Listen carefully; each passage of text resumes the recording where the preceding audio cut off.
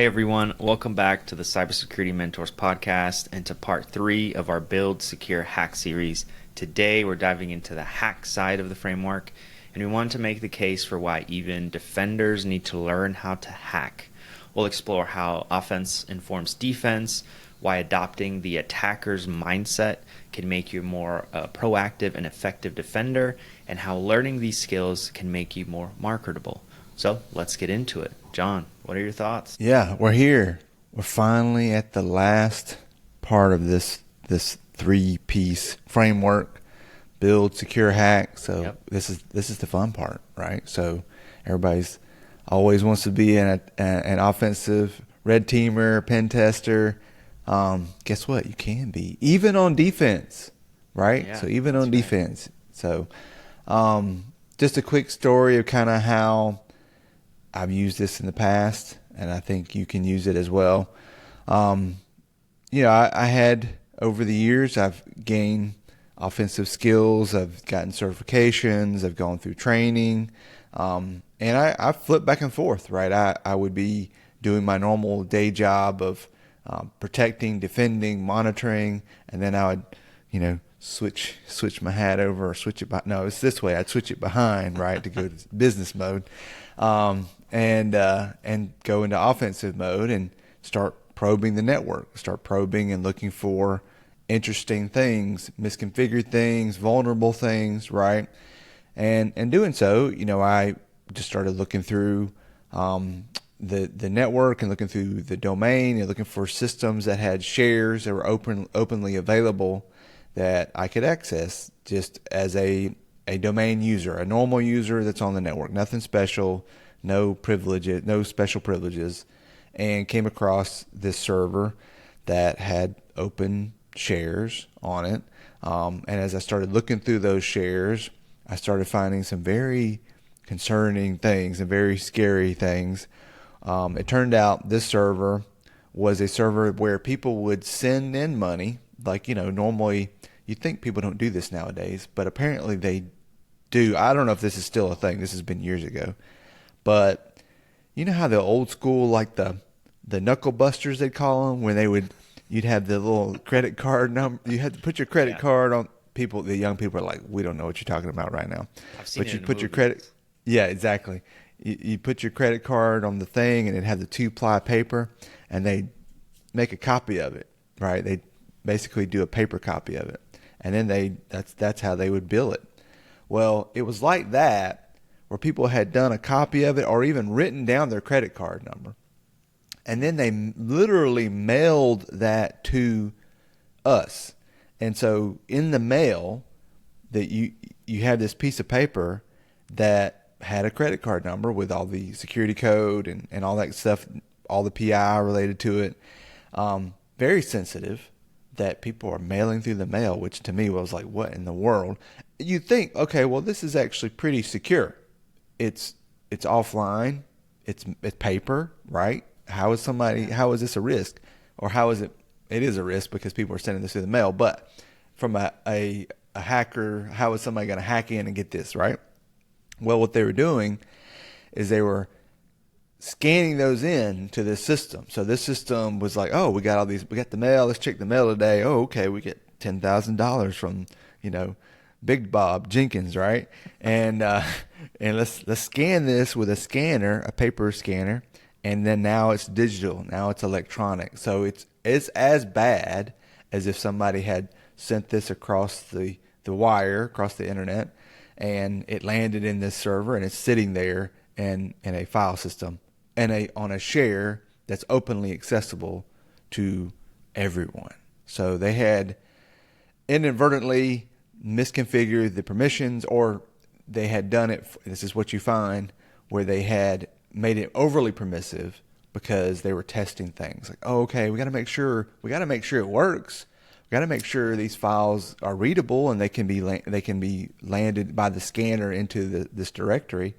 Well, they forgot to turn off the everyone group so that everyone can go and read this share, right? And so that's where being offensive and finding this, I was like, oh crap, right? Like, wow, this is a treasure trove if a bad a bad person, bad guy found this, and were to try to exfiltrate it. Now they'd have to be on our network. It wasn't like it was open to the world, to the internet, but still, it's still a risk. And if I were a adversary and I'm inside your network and I'm probing and looking for suspicious or bad things, then things that are juicy, this would be the mother lode, right?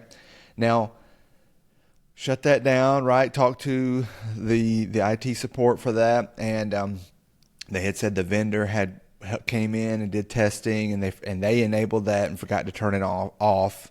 But that's what happens.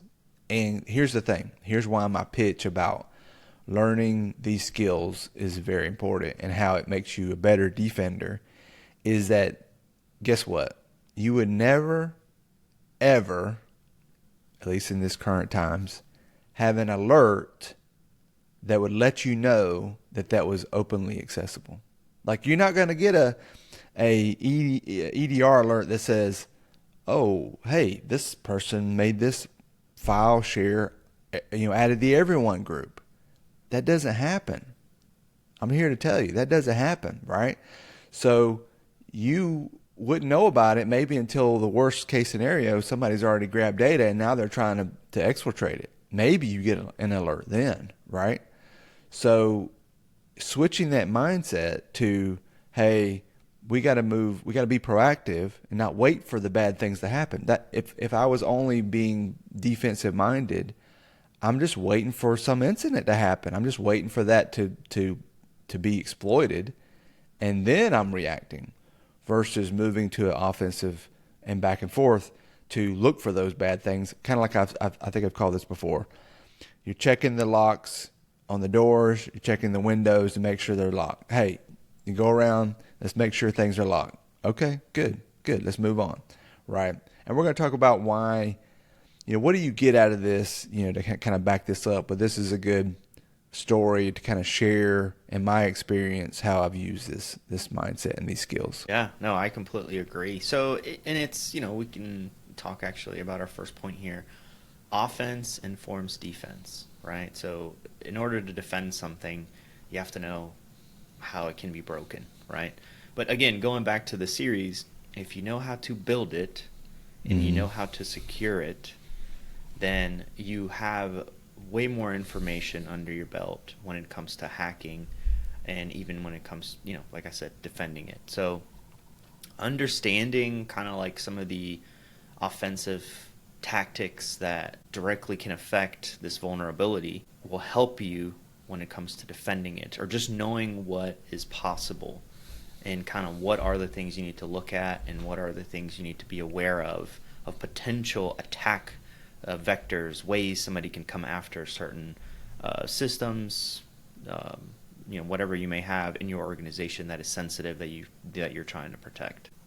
So by knowing how to go through these steps of hacking, of attacking, say, you are just better equipping yourself with tools. So, Speaking of tools, there are tools that you can use that can kind of help you. You've talked about Metasploit, John. We have here Cobalt Strike, or even just basic port scanners that someone starting or even a seasoned penetration tester will use to understand kind of what they're going after, their targets. So yeah, any thoughts on that? Well, one of my favorite tools of all time is Nmap, and I remember when I was using Nmap, and I remember the IT group was like, "You're Nmapping the network?" I'm like, yeah, I want to find things. I got to find what's out there, right? Know your network. But it has some offensive capabilities. But there's a ton of obvious. The good news is there's a ton of training available on learning offensive skills that you can go. And we've talked about different platforms. All the same platforms have an offensive tree, right? Think about Hack the Box, right? That's all about really offense. But instead of thinking about it as like, well, I'm not going to be a pen tester. Maybe you don't want to be a pen tester, or I need to only focus on defensive skills because I'm going to be working in a SOC. I'm going to be an analyst. my thoughts is like, hey, no, go learn those as well. Don't think about it as, well, if I'm not going to be a pen tester full time, I don't need to learn those things. Mm-hmm. Use those same tools and platforms in both sides to see how your tools, see how things detect. Learn how a bad guy would use those tools to, do recon, do exploitation, right? Do exfiltrations, those kind of things. Like learning how they work to put the hat on of like, well, now how can I make sure that I could learn how to detect, and when an incident happens, and this shifts into the second point of like adopting that offensive mindset, but using that, okay, an incident's happening. There's definitely many times where an incident's happening and I'm thinking, okay, what would I do next? Or how would have I gotten in if I was on the offense? Right? Because a lot of times you don't know how they got in. It takes a while to figure that out. And what they did. Did they phish somebody, right? Was there a vulnerability? So you start literally switch back and forth between, okay, now I'm going to put my hat on of like, if I were trying to take advantage of this weakness, whatever, how would I have done it? How would I have gotten in? How would I move laterally? What am I doing here, right? So that the offensive mindset, right, being able to think from defensive to offensive, just kind of backing up this point of we are so defensive minded in the SOC, and sometimes it can be a little depressing. Sometimes you're just always reactive, and you're just like, well, we're just waiting for the next thing to happen, right?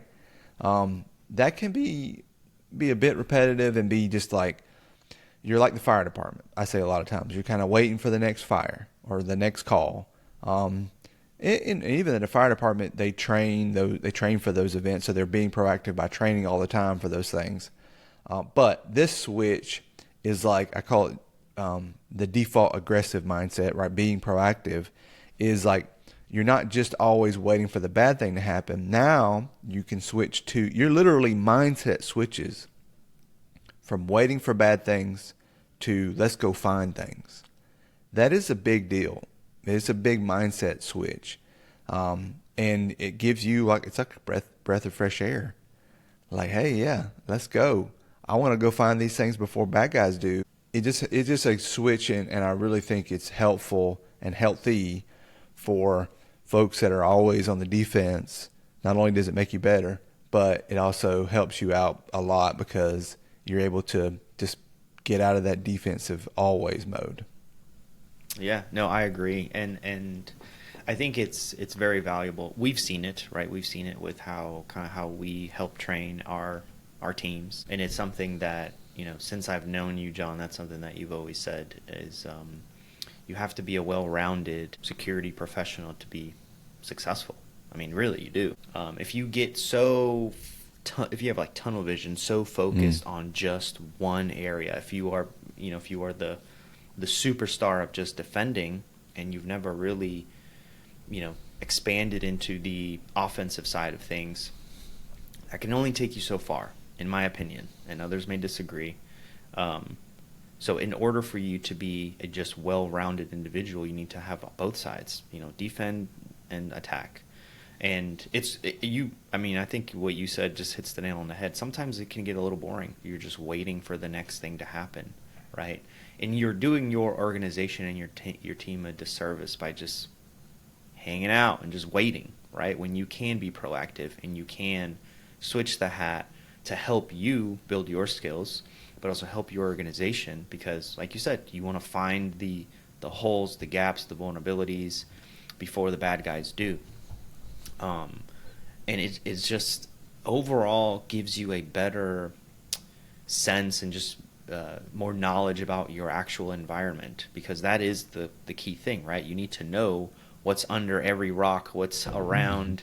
You need to have a full understanding of really what's in your environment.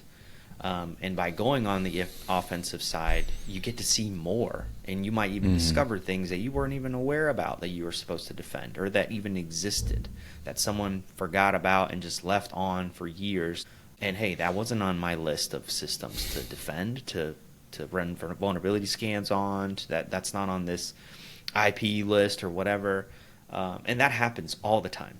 So, it has a lot of perks for you as an individual, but also for the organization that you are defending. So it's very important for sure. Yeah, I agree. And I think that it's fun, right? It's Absolutely. fun. I mean, everybody wants to be a hacker. That's why you get into this a lot of times. Maybe not everybody, but I think I enjoy it, and I enjoy being able to switch back and forth between the two.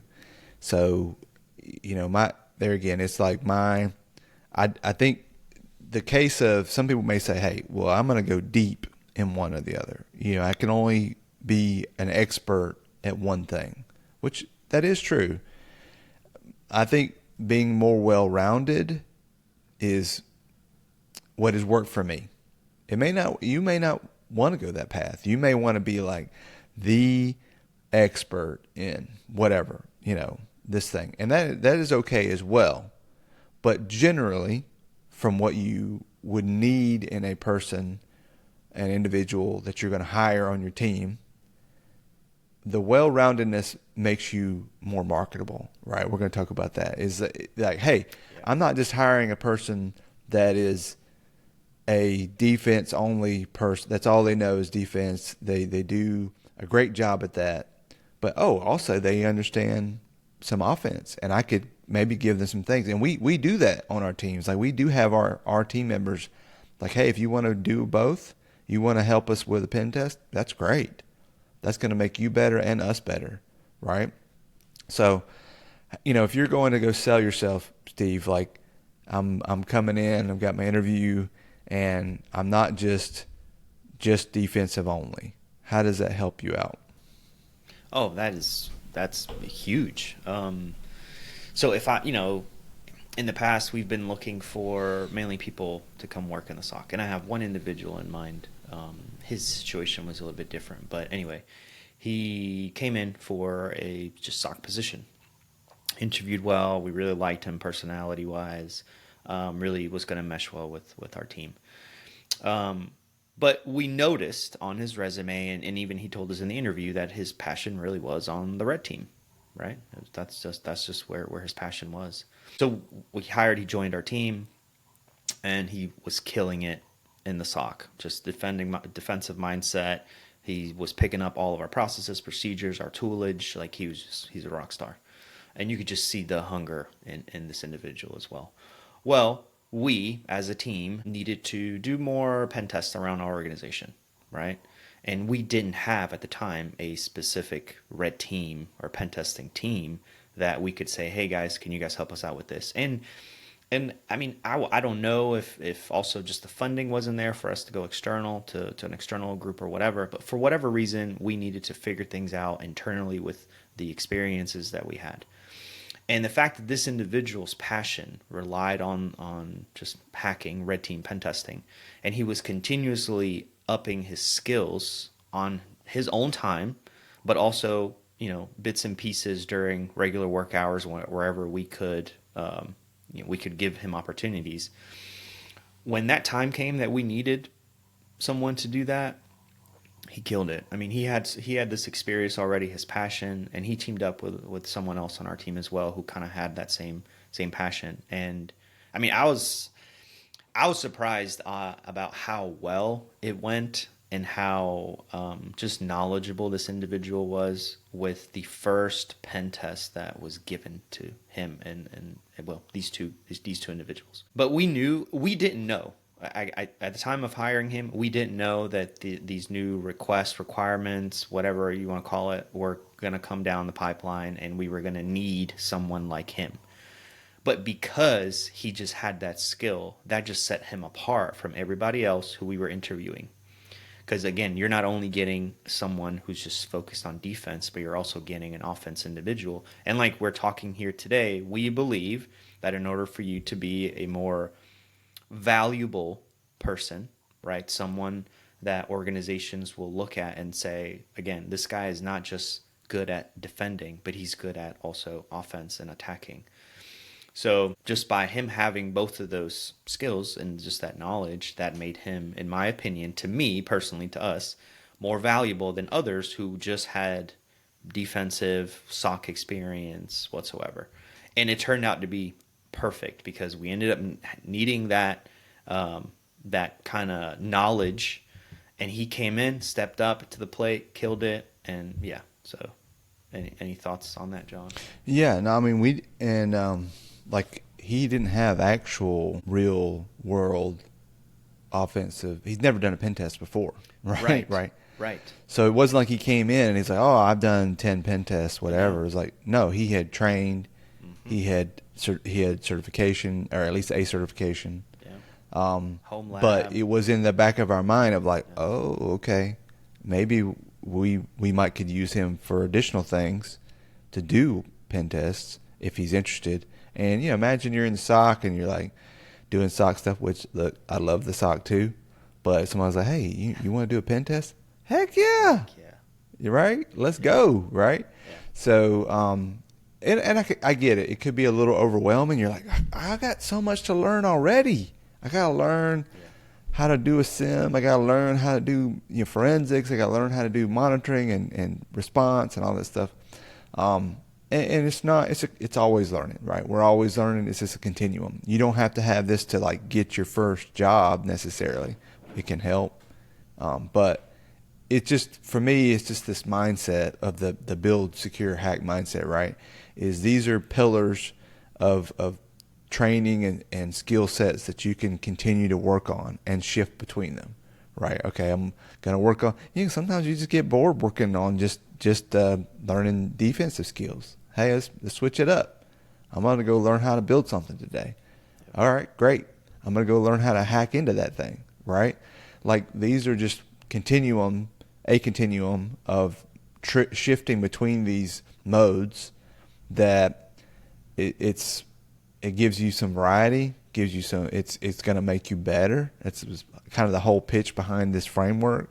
Is it's going to make you better. It will make you better. There's no doubt in my mind it will make you better, a better operator.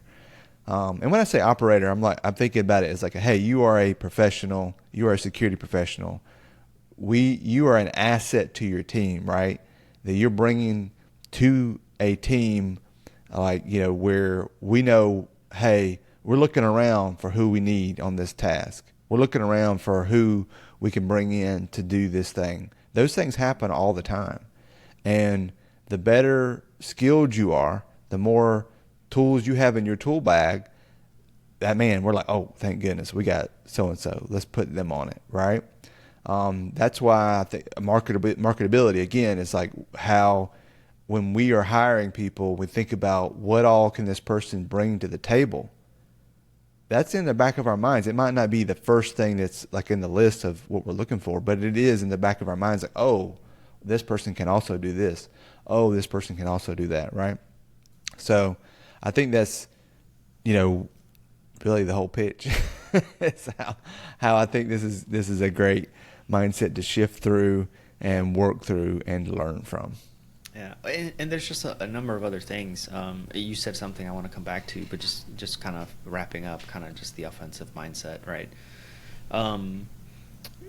People who tend to be on the offensive side of things tend to be very curious individuals, right? They tend to be kind of creative because they have to find ways. They're like problem solvers. They have to find ways to get to the crown jewels, per se. They get to the finish line. Yep. And as they're scanning an environment, scanning systems or whatever, they're hit with obstacles. Well, they have to find ways to get around those obstacles, right? So they just kind of have this different kind of mindset on how to approach a problem, how to solve for a problem, how to get to the finish line. So that does play a huge part when it comes to defending. Yep. So just that mindset, that being able to have that mindset is very valuable. All right, that's all I have to say about that. No, that's great. One thing you were talking about is just more marketability and how, if listeners have been listening to us, right, we're just giving them all kinds of information to help them reach their goals and get to their finish line in their individual journeys. right now, we've been working with a number of individuals. Right now, things are looking very tough in just the workforce, right? There's definitely a lot of individuals who are now looking for jobs, looking for opportunities, and the number of opportunities has either stayed the same or has actually shrunk. So you do have to do things to set yourself apart. Like the times of like, hey, I got certifications, I'm just going to wait and all these jobs are going to flood my inbox. Unfortunately, those times are no longer here. Right. We may get back to that at some point, but right now that's not the case. So I've been telling everyone that I've been working with, right?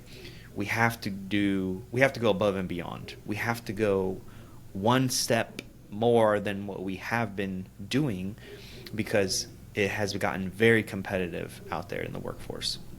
So you do have to set yourself apart. So I get it, like you said, John, it might be a lot on your plate. There might be a lot that you are already trying to tackle and get through.